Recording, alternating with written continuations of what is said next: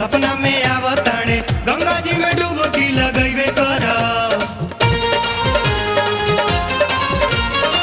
Mood बन गइल बा त जइबे कर, बाबा पर जलावा चढ़ैबे कर। बाबा बोलावताणे सपना में आवताणे गंगा जी में डुबकी लग